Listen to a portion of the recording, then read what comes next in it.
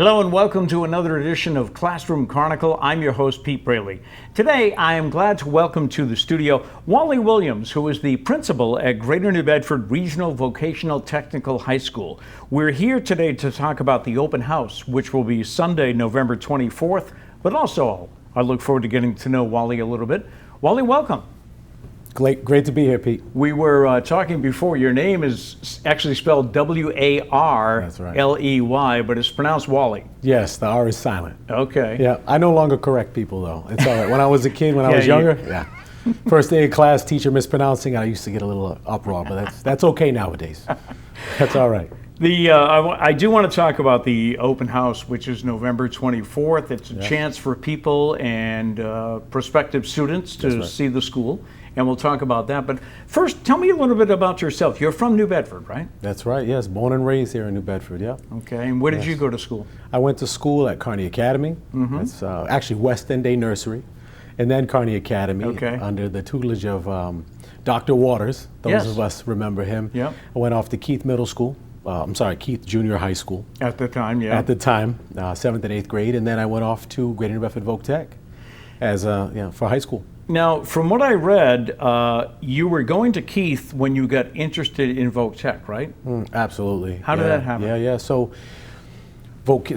there were vocational administrators who came to Keith Middle School. I can remember they came to the auditorium and they explained what the vocational school offered.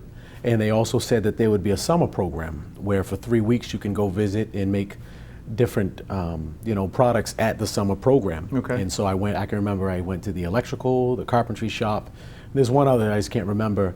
And I was sold. I was just bought into it. I loved it. The teachers there were just so enamored with the kids and being able to work with my hands. I'm a very tactile learner. I was just sold, and I knew that I had to do everything I could to go to Greater New Bedford Voc Tech. Absolutely.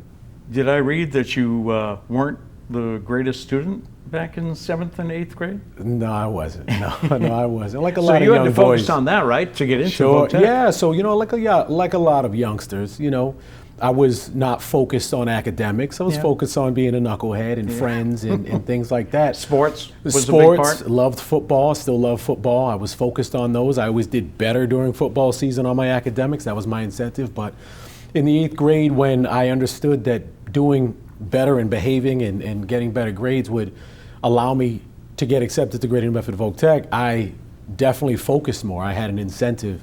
And so, I did a lot better in 8th grade than I did in the 7th grade. I actually can remember I was focusing so much I stopped hanging out with certain friends, and I was in the stage crew for the theater company at Keith Junior High School. Yeah.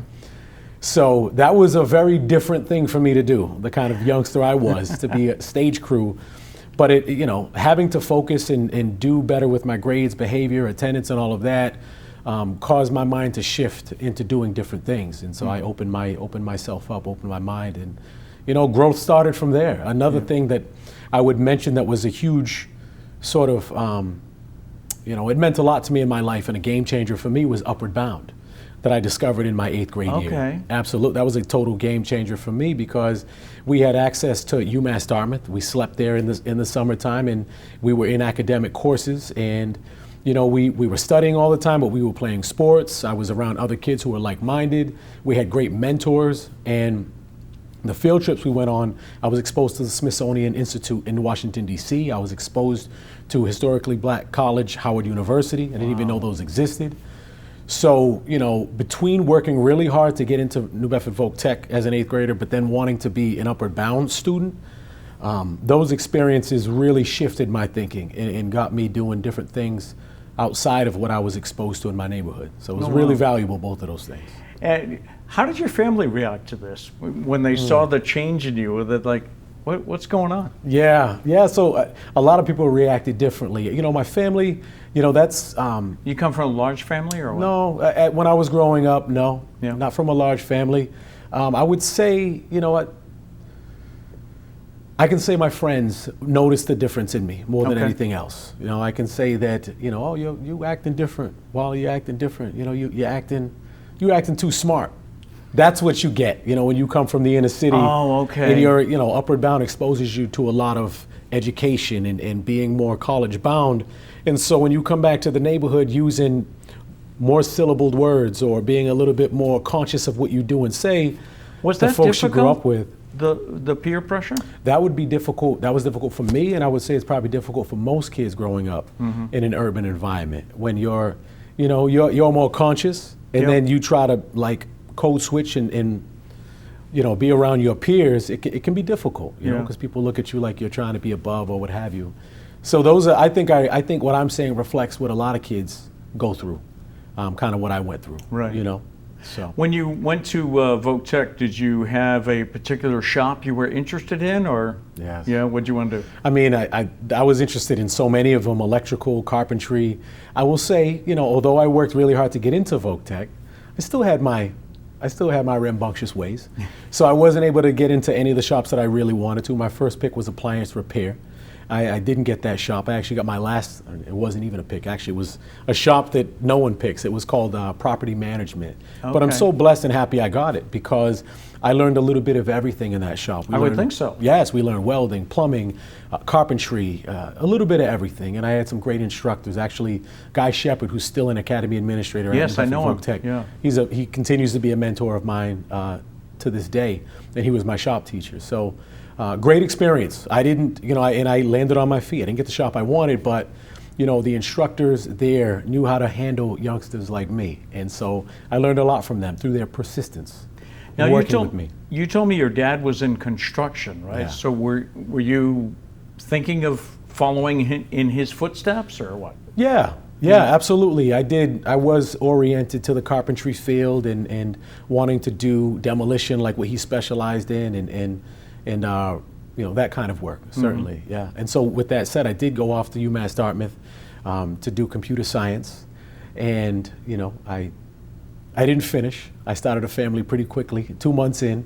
Suddenly realized you, Yeah. like many of us did, you got to make a living. Indeed. Yeah. And thereafter is what kind of shifted my mindset toward education. But I was going to say, yeah. in all of this discussion, education hasn't come into this. No, So no. your plan was not to become a teacher. No, I can recall, I think it was in third grade, or it might have been first grade, I was asked, what do you want to be when you grow up? What do you Yeah. want to do for a career? And it was always a carpenter, like my father, always a carpenter, of some sort. And that's sort of the trajectory I was on when I graduated from high school and I left UMass Dartmouth for computer science. I worked in the lumber industry while doing side work, remodeling, roofs, things like that, carpentry-like work. But I quickly discovered that wasn't something that I wanted to do forever. It's pretty cold working outside, pretty hot working on roofs. I can imagine. And I thought to myself, I'm a smart enough guy. Why not go back to school? And the reason why I thought of going back to school, to college, is because I really had this yearning to want to do something for this community, New Bedford. Okay. In 2003, 4, and 5, that era that's sort of my coming of age era, where a lot of folks in the community that were my age were, there was a lot of crime in the city. There was homicide in the city. There was a lot going on, and I was seeing that. Those are people that I knew growing up, and I thought to myself, how can I support this city, support the youth of this city? I was thinking, work youth build, be a communitarian of some sort, and then I figured I could be a teacher. And that's when I went back to BCC, or went to BCC to study history, and then transferred over to UMass Dartmouth to study being a teacher of history. So, were you a teacher at one point? Because I see you've been assistant principal, so you did teach in the classroom? Yeah, I started as a teacher at Whaling City Junior Senior High School. Okay. I taught history there for 3 years. So I said that I was in the lumber industry. In 2009, right when the Great Recession happened, I was laid off. I was a victim of the Great Recession. And so not even a day later, the next day, I went right down to the Paul Rodrigues Administrative Building, PRAB as we call it, and applied to be a substitute teacher. I hadn't graduated with my bachelor's degree yet. I wasn't licensed to be a principal yet, or a teacher yet, but I applied, and the next day I was called and dispatched to Keith Middle School. The next day? The next day. Wow. They called me, I was there, and that was a revelation. It was a lot harder than I ever thought it would be.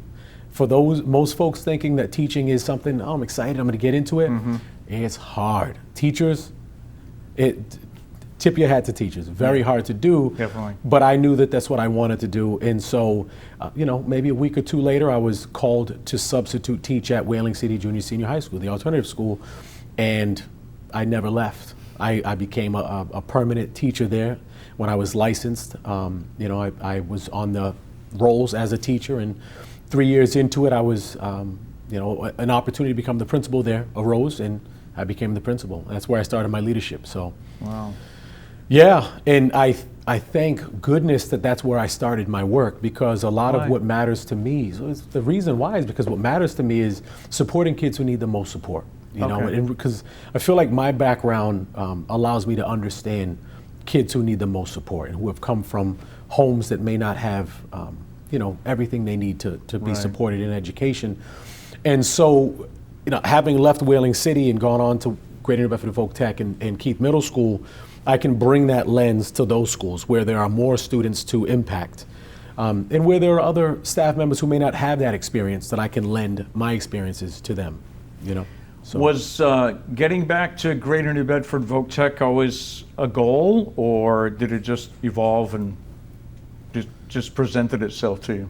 It did present itself, certainly. I always wanted to be a principal at Greater New Bedford Voc Tech. It's my alma mater. And so it was, although I was at Keith Middle School for 2 years, I would have loved to have stayed there longer. But when the position to become a principal opened, I really couldn't turn that down. And I love being a principal at Greater New Bedford Voc Tech. Can you kind of sum up for us what a principal does? Besides, I'm getting called to the principal's office. I mean, what? I know we only have a few minutes, but sure. I'm sure you've got so many things to do. But Yes, what does a principal do? Yeah, so the principal sets the tone for the building. Number one, to me, it's the culture climate. It's entrusting families in the community that your building is safe. The staff, everything, the environment is a safe place for children. For me, I'm asked and I'm tasked with being the instructional leader, ensuring that math, English, science, social studies, all of the other programming that makes students successful and prepared for the world of work and for the university of their choice is contingent upon the climate being one that they feel comfortable learning in, right? Okay. And so it's being like the commissioner of the culture and climate for safety, but then also supporting teachers to be the most impactful for students, supporting the curriculum, the lessons, and ensuring that that is all delivered in an impactful way. That's my day-to-day. Amidst, dealing with, student concerns, parent concerns, right. And a multitude of absolutely everything. When questions arise, you're the one, as they say it, for the principal, and so you have to have the answer. A lot of thinking on your feet, a lot of decision making without really having experience, and just entrusting that decisions you make are the best ones because it's for the benefit of the school. Right. Everything. You are, as a principal of any school, you are the everything of the school. How does it differ from being the principal of the junior, senior high school or Keith? Because you're in a vocational, technical setting. Yeah. How does that differ? So I would say, on a broad scale, being the principal of a middle school compared to a high school are very different because of the developmental differences of the kids. Right. So a 7th grader is a different being than an 11th or 12th grader. Because they got so much going on inside themselves. Absolutely. Where they are with their prefrontal cortex and just with their development, and they're lovable. You love being around middle schoolers, but they are very rambunctious. They're very immature, and it takes a lot of work to get them focused on the work, being academically successful. And so my hat really goes off to middle school teachers and administrators. I think our middle schools in this city, as well as Keith Middle School, I can speak to under the leadership of Dave Mather, is doing really well. And my hat goes off to them. But when I look at the high school, you have youngsters who are preparing to go off into the world, and you're preparing them for, as I always say, to have as many doors open for them as possible, such as the college of their choice or the career of their choice. Right. And so you're literally fashioning these youngsters to be prepared for the world. And so it's such an important time, I believe, at the high school level to prepare kids to go off and do great things. Middle school, it's really just getting them to be more conscious thinkers. and being more purposeful about their education. So two different beasts, but Yeah. I like high school. I prefer high school. And I would think, how long has it been since you were out of high school? So since I've been out of high school, Yes. we just celebrated our 20th reunion 2 years ago. So Okay. 22 years since I was a high school student. So even, because it's way different from when I went to school, but Yeah. even in the 20 years, there have been so many advancements You bet. in technology, social media, and Yes. now AI. Yes. I don't know, how do you keep up Yeah. on all of it? So where do I start? So in high school, we didn't have cell phones. So they weren't ubiquitous like they are now. I think pagers were the thing. Mm-hmm. I watched in my career high schools go from places, or schools go from places where there were no phones. You had to go to the office to call a parent, Right. to now where there are phones everywhere. It's one of those things where it's difficult to maintain the attention span of all people, not just students, Right.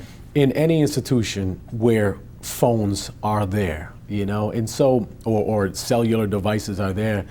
But I can tell you that AI is one of those things that is really on another level when it comes to technology. And so I say to the staff that I work with, the teachers and the administrators, that if we don't stay on the cutting edge of technology, especially being a vocational technical school, Right. then our students are going to surpass us, because that's the world they live. They are digital natives. So if we're not on the cutting edge of technology, if we don't understand AI and its implications and how we can harness it to support kids, because it does exist in the workforce of today and tomorrow, Yeah. then we're not really preparing them for the workforce of tomorrow or the university of today and tomorrow. So I always encourage, and I literally train our staff to understand and utilize and harness technology, but particularly at this moment, AI. We spend a lot of time professionally developing in those realms, Okay. because we have to be at least the same level or on a level above our students, so that way they're not surpassing us, but so we can train them in it. We Yeah. can get them to be conscious digital natives. Okay. So Sounds yes, good. technology is a real thing, and it's one we try to stay ahead of as fast as it moves. So tell me about the open house. It is Sunday, November 24th from noon to 3. Is open to everyone or what? Yeah, so it is open to the community, absolutely. We obviously tailor the day to our prospective families and our current families.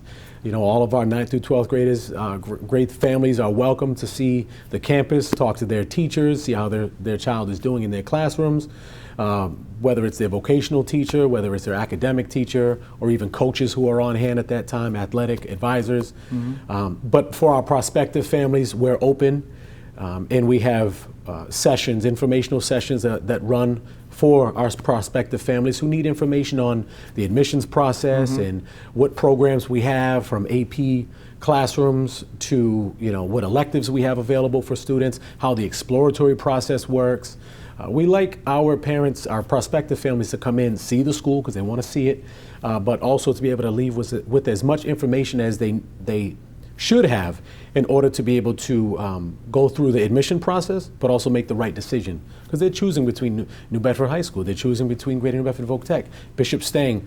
We want them to make the best choice for their child.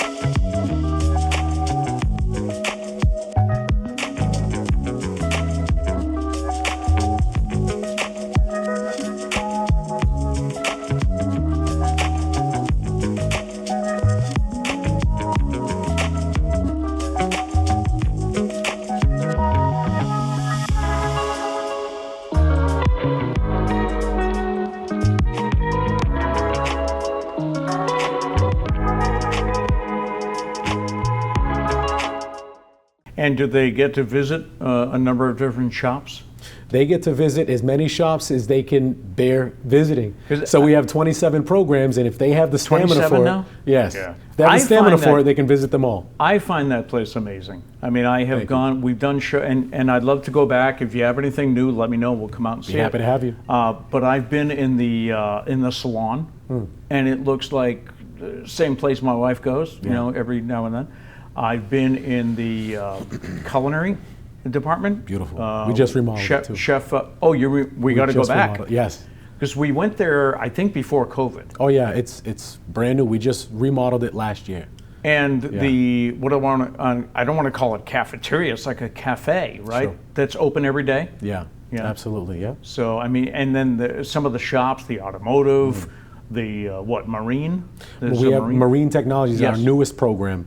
We're actually in its 4th year, so we have 9th, 10th, 11th, 12th graders. So we'll be graduating our first senior class out of the Marine Technology program this year. Wow. Yeah. Yeah. So, which is always amazing. That's my favorite part of the job, handing our seniors their diplomas. But yeah, so visiting our school, kids and families get to see the 27 programs that we have, from automotive to medical assisting, dental assisting. There's just so much to see. Right.